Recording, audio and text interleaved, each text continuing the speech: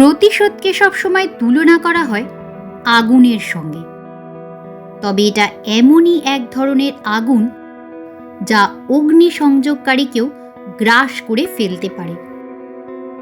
নমস্কার বন্ধুরা, আমরা হলাম চ্যানেল গল্পে গল্পে।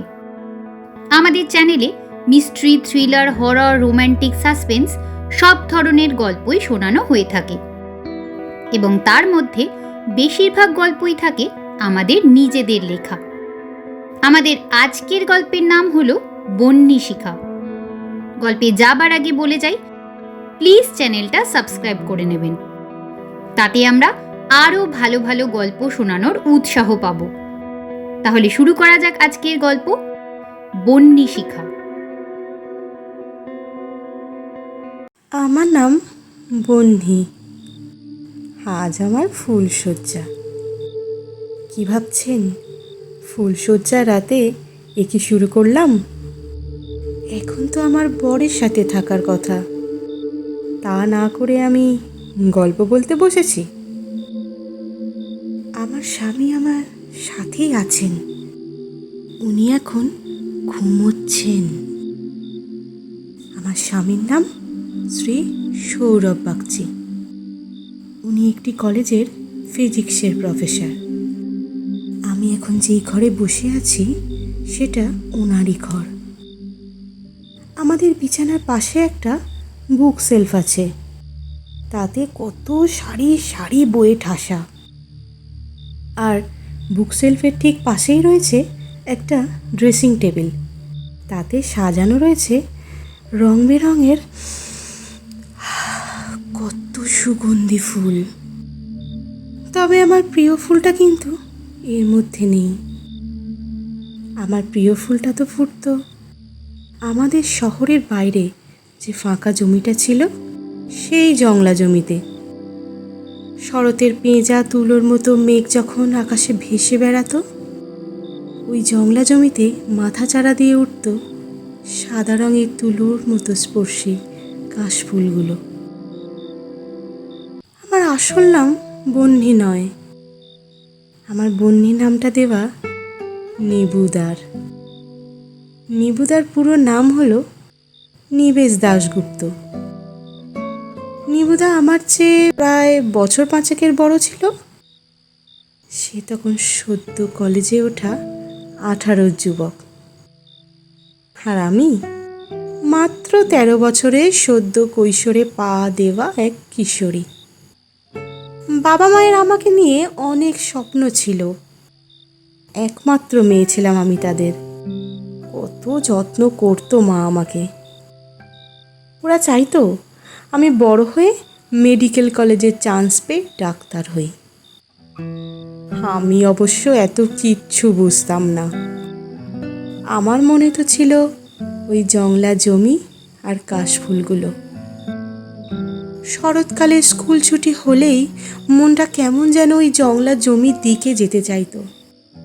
কিন্তু ওই জায়গাটা ছিল আমার স্কুলের সম্পূর্ণ উল্টো দিকে। ওদিকে গেলে বাড়ি ফিরতে দেরি হয়ে যেতে পারে, সেই ভয়ে কখনো একা একা অমুখ হতাম না। হঠাৎ একদিন আমাদের স্কুলের বাইরে নিবুদাকে খেয়াল করলাম। স্কুল ছুটির সময় সে সেখানে দাঁড়িয়েছিল। আমি আজও জানি না সেদিন সে কেন এসেছিল সেখানে।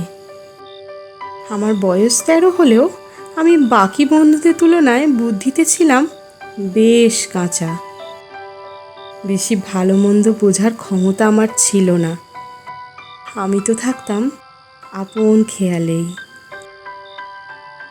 সেদিন নিবুদা স্কুল ছুটির পর আমাদের স্কুলের সামনে দাঁড়িয়ে আমাকে হাত নেড়ে ডেকেছিল। আমি কাছে যেতেই আমার হাতে এক গোছা কাশফুল দিয়ে বলেছিল,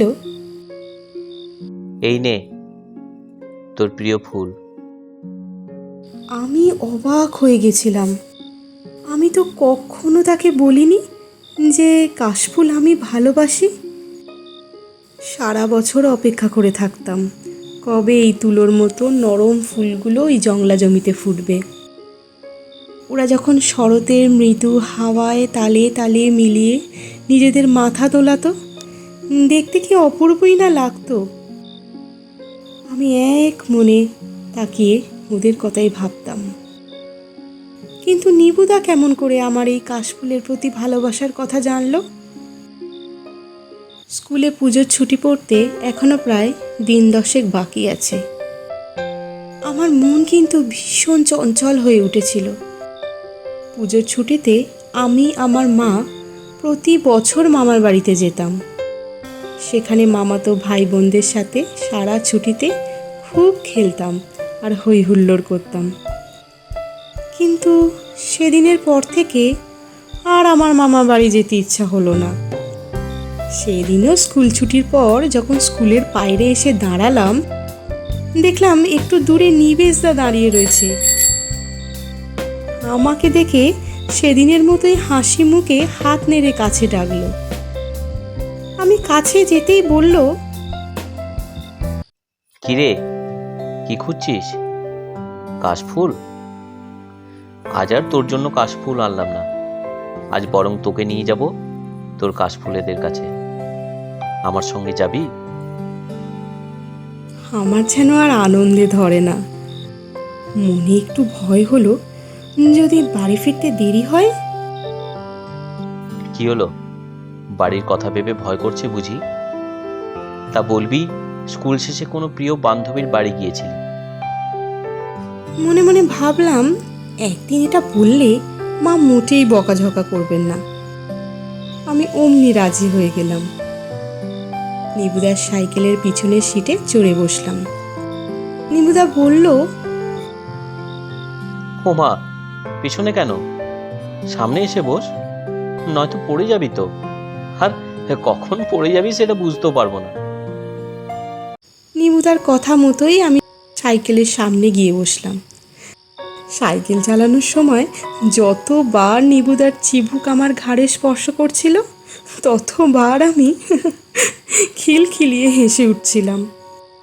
আর প্রতিবারই নিবুদা আমাকে ধমক দিচ্ছিল।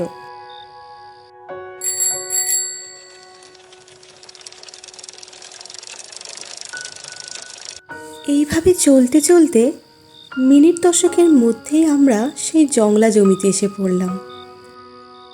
জংলাটার সামনের জমিতে ছিল একটা বিশাল আকার ফাঁকা মাঠ, আর মাঠের একধার দিয়ে বয়ে গেছে একটা বেশ চওড়া খাল। বর্ষাকাল ছাড়া সেই খালে জল প্রায় থাকে না বললেই চলে। আর মাঠের ধারে ওই খালের পাশেই রয়েছে আমার প্রিয় কাশফুলের শাড়ি। আমি পা টিপে টিপে তাদের কাছে গেলাম। দেখলাম সাদা আর হলুদ রঙের বেশ কতগুলো প্রজাপতি নিজেদের মনে খেলা করে বেড়াচ্ছে। তাদের দেখে আমার মনে ভারী পুলক হলো। আমি খিলখিলিয়ে হেসে উঠলাম, আর তাদেরই একজনের ডানা ধরে সেই কাশবনের ভেতর থেকে বের করে মাঠের উপর ছেড়ে দিলাম। আমি যখন সেই কাশবনের ভেতরে সেই রঙিন প্রজাপতিদের সাথে খেলায় মত্ত, তখন হঠাৎ পুরুষ কণ্ঠের কবিতা আমার কানে এলো। কাশের সোহাগ শরতে, আনন্দ দিনে পদার্পণ, সূর্য বেলার অপেক্ষাতে জড়িয়ে আছি সারাক্ষণ। মেঘলা দিনের গোপন চিঠি, গোপন আলিঙ্গন, বন্যী প্রেমের মণিকোঠায় শুধুই তুমি, শুধুই তুমি, ভাবনা চিরন্তন। নিবুদার কবিতার পংক্তি শুনে আমি হতচকিত হয়ে তার দিকেই তাকিয়ে রইলাম। আর ভাবলাম, নিবুদা এত ভারী ভারী কথা বলতে জানে? নিবুদা আমার থেকে প্রায় 4-5 হাত দূরে মাঠের নরম ঘাসের উপর বসেছিল। আমাকে দেখে মুচকি হেসে বলল, কি হলো, তাকিয়ে আছিস যে? অবাক হচ্ছিস বুঝি? ভাবছিস নিবুদা এত কঠিন কঠিন কথাও বলতে পারে? আমি আর থাকতে পারলাম না। নিবুদার দিকে এগিয়ে গেলাম আর তার সামনে দাঁড়িয়ে তাকে জিজ্ঞাসা করলাম, নিবুদা, তুমি কেমন করে আমার মনের সব কথা জানতে পারো? নিবুদা কেবলই হেসেছিল। নিবুদার হাসিতে কি যেন একটা অদ্ভুত ছোঁয়া ছিল, যা আমাকে আচ্ছন্ন করে দিচ্ছিল। কিন্তু আমি তার মানে তখনও বুঝিনি।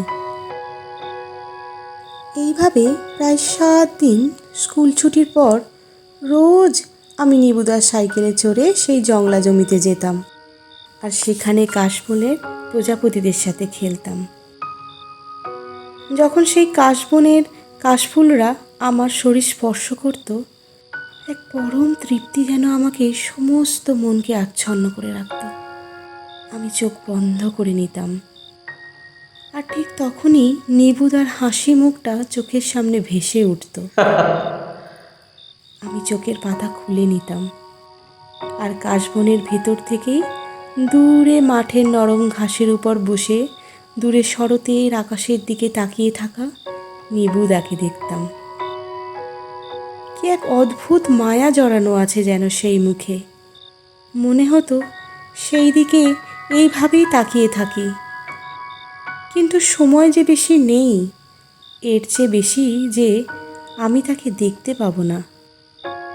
আমাকে বাড়ি ফিরতে হবে। একদিন স্কুল থেকে ফিরে মা আমাকে ডাকলো, জানতে চাইলো রোজ স্কুল ছুটির পর কোথায় যাই। আমি মিথ্যে বলতে পারিনি। সত্যি বললে ভয়ানক বকা খেতে হবে জেনেও সব সত্যিটুকুই মাকে জানালাম। মা ভেঙে পড়ল। না, বকাঝকা করলো না। আমি ভীষণ অবাক হয়ে গেলাম। মা কেন এমন অপ্রকৃতস্থ আচরণ করছে বুঝলাম না।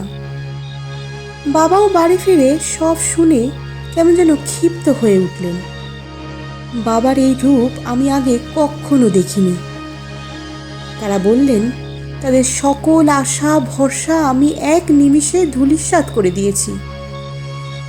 কিন্তু আমি বুঝলাম না কি এমন করেছি যাতে গোটা পৃথিবীটা ওলটপালট হয়ে গেল। আমার যেন জেদ চেপে গেল। কিছুই করিনি, তবু কেন বাবা মা আমায় দুষছে। তাদের থেকে প্রাপ্ত হাজার লাঞ্ছনা সয়েও আরও 2 দিন গেলাম নিবুদার সঙ্গে সেই জংলা জমিতে। নিবুদা আমাকে বলেছিল, তুই হলি আগুনের মতো, যা দিয়ে মানুষের অন্তরকে তুই জ্বালিয়ে দিতে পারিস। আর আমার কাছে তুই নবরূপা, তুই হলি আমার বন্যী। আমিও হয়তো নিবুদাকে বলতে চেয়েছিলাম, আমি বন্যী হলে তুমি হলে আমার বরুণ বা জল। না, পারিনি। জানি না কেন। নিবুদা যখন আমায় এই কথাগুলো বলছিল, আমি শুধু হেসেছিলাম, আর নিজের আপন খেয়ালে আবারও কাশবনের মধ্যে প্রবেশ করে প্রজাপতিদের সাথে খেলার ছলে নিবুদাকে খেয়াল করছিলাম। কখন যেন আমি এইসবের মধ্যে নিজেকে হারিয়ে ফেলেছিলাম। কাশবন থেকে উঁকি দিলাম, দেখলাম দূরে মাঠের ধারে নিবুদার সাইকেলটা একা দাঁড়িয়ে আছে, কিন্তু নিবুদা কোথাও নেই। এমন সময় মাঠের বাঁ দিকে কিছুটা দূরে তাকাতেই দেখতে পেলাম একদল লোক নিবুদাকে মাটিতে টানতে টানতে নিয়ে যাচ্ছে, আর এইবার তারা তাকে মাটিতে এক জায়গায় ফেলে বেধড়ক মারধর করা শুরু করলো। নিবুদা বাঁচার জন্য আপ্রাণ চেষ্টা করছিল, কিন্তু উত্তেজিত জনতার মধ্যে একজন আচমকাই হাতে একটা ইট তুলে নিল আর সজোরে বসিয়ে দিল নিবুদার মাথা লক্ষ্য করে। নিবুদার মাথাটা থেঁতলে গেল আমার চোখের সামনে। নিবুদার শরীরটা কাঁপতে কাঁপতে স্থির হয়ে গেল। আমার সারা শরীরও তখন থরথর করে কাঁপছে। এ কি হয়ে গেল? বাবা মা আমাকে বারণ করেছিল নিবুদার সাথে আসতে, তার সাথে ঘুরতে, কিন্তু আমি শুনিনি। যদি শুনতাম, নিবুদার আজ এই পরিণতি হতো না। বিধ্বস্ত অবস্থায় বাড়ি ফিরলাম। বাবা মার নানান রকমের বকা ঝকা অপমান লাঞ্ছনা কিছুই তখন আমার কানে প্রবেশ করছিল না। শুধু নিবুদার সেই হাসি মাখা মুখটা চোখের সামনে ভাসছিল, আর কানে বাজছিল তার বলা শেষ কথাটা, তুই আমার বন্ধি।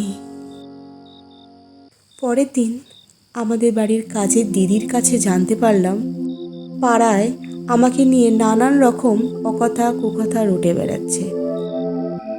থানা পুলিশের যাবতীয় ব্যাপার যদিও বাবাই সামলেছিল, কিন্তু পাড়ার লোকের মধ্যে যেখানেই যাই সেখানেই আমাকে নিয়ে বাজে কথা। আমি বেরোতে পারতাম না। সকলে আমাকে দেখলেই একটা আশ্চর্য বস্তুর ন্যায় গণ্য করত। আমি স্পষ্টতই বুঝতে পারতাম তারা আমাকে নিয়ে নিজেদের মধ্যে আলোচনা করছে। পাড়ায় আমার বান্ধবী যারা ছিল, আমার সাথে তাদের বাড়ির লোকেরা তাদেরকে মিশতে দিত না। ফলে আমি একদমই একা হয়ে পড়লাম। সকলের ঘৃণা দৃষ্টি আমাকে প্রতি মুহূর্তে বিদ্ধ করত। পাড়ার সকলে হয়তো ভাবত আমার আর এই জীবনে বিয়ে হওয়ার নয়। এইভাবে প্রায় বছর 5 অতিবাহিত হলো। হয়তোবা সকলের মন থেকে সেই ঘটনার বিভীষিকা কিছুটা হলেও মুছে গিয়েছিল, কিন্তু বাবা মার মনে শান্তি ছিল না। আমি এখন সেই বয়সে, যেই বয়সে নিবুদার জীবনের বাতি শেষ হয়ে গেছিল। বাবা আমার জন্য একটা পাত্র ঠিক করলেন। পাত্রপক্ষ নিজে থেকেই এসেছিল আমাকে তাদের বাড়ির বউ করে নিয়ে যাবার প্রস্তাব নিয়ে। বাবাও আর অমত করেনি। আজ আমাদের ফুলশয্যার রাত।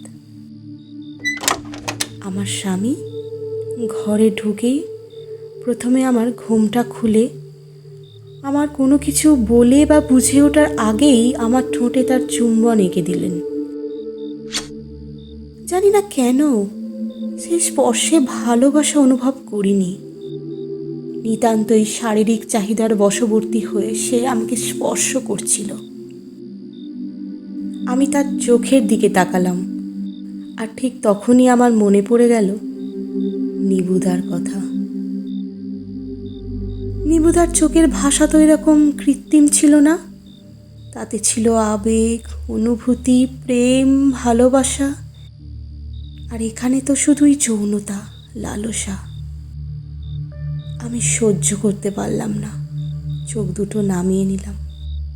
আমার স্বামীকে বললাম, আমার একটা কুৎসিত অতীত আছে। জানি। জানেন? মানে কি করে? সেদিন জংলার প্রান্তরে তুমি আর নিবেশ একা নয়, আমিও থাকতাম। আমি কিছু বলবার ভাষা খুঁজে পাচ্ছিলাম না। আমি অবাক দৃষ্টিতে এবং নির্বাক নয়নে আমার স্বামীর দিকেই তাকিয়েছিলাম। জংলার জমির কাশবনের ধারে যে খালটা রয়েছে, একসময় আমাদের বাড়ি ছিল সেখানে। আমাদের অবস্থা মোটেই তেমন ভালো ছিল না। আর তখন তুমি ছিলে বড়লোকের মেয়ে, তাই সাহস করে কখনোই তোমার সামনে নিজেকে প্রকাশ করতে পারিনি। কিন্তু নিবেশকে আমি চিনতাম। বলা ভালো, তোমাকে পাবার প্রয়োজনে চিনে নিয়েছিলাম। সে যে মনে মনে তোমাকে আমার মতোই কামনা করে তা আমি জানতাম। কিন্তু সেদিন শুধু নিবেশ নয়, তুমি যখন কাশবনে প্রজাপতিদের সাথে খুনসুটিতে ব্যস্ত থাকতে, আমিও লুকিয়ে লুকিয়ে তোমায় দেখতাম। আমার দু চোখের জল তখন আমি আর আটকাতে পারছিলাম না। অপলক দৃষ্টিতে আমি আমার স্বামীর দিকেই তাকিয়ে রইলাম। কিন্তু একটা সময় আমি ভয় পেয়েছিলাম, নিবেশ তোমার প্রতি আকর্ষিত হবার সাথে সাথে তুমিও যদি নিবেশের প্রতি আকর্ষিত হও। আমি তোমাকে জিততে চেয়েছিলাম, তাই নিবেশের মৃত্যুটা অবধারিত ছিল। মানে আপনি তার মানে? নিবেশের নামে মিথ্যে রটনা আমি রটিয়েছিলাম। আমার মাথা ঘুরছিল। নিবেশদাকে খুন করিয়েছে আমার স্বামী। উত্তেজিত জনতাকে খেপিয়ে দিয়ে এইভাবে মানুষটাকে আমার কাছ থেকে কেড়ে নিল আমারই স্বামী। আমার বিশ্বাস করতে কষ্ট হচ্ছিল। আমি যেন আর কিছু দেখতে পাচ্ছিলাম না, শুধু দেখলাম একজোড়া যৌন লালসায় উন্মত্ত ক্ষুধার্ত চোখ আমার দিকে সর্বগ্রাসীভাবে এগিয়ে আসছে। আমি আর আমার নিজের মাথা ঠিক রাখতে পারলাম না। আমার পাশে থাকা ড্রেসিং টেবিলের উপর রাখা সুগন্ধি ফুলের ফুলদানিটা চোখ বন্ধ করেই হাতে তুলে নিলাম আর সজোরে বসিয়ে দিলাম আমার স্বামীর মাথার লক্ষ্য করে। লাল রঙের তরল গড়িয়ে যাচ্ছে আমার চোখের সামনে দিয়ে। আমার স্বামী আমার সামনের বিছানায় শুয়ে ঘুমিয়ে আছে। এখন তার মুখটা দেখতে পুরোপুরি নিবেশদার মতো মনে হচ্ছে। সেই রকমই নির্মল আর অনাবিল আনন্দ সেই মুখে মাখানো রয়েছে। এক অনন্ত ঘুম, যে ঘুমে ঘুমিয়ে পড়েছিল একদিন নিবেদা, মানে আমার নিবেশদা। আজকের গল্প পাঠে গল্পের সূত্রধর হিসেবে ছিলাম আমি, ইন্দ্রাক্ষী মুখার্জি।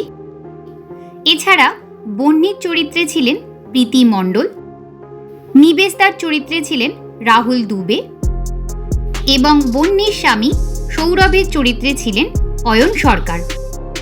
গল্পটা কেমন লাগলো নিচে কমেন্ট সেকশনে জানাতে ভুলবেন না। সকলে ভালো থাকবেন। নমস্কার।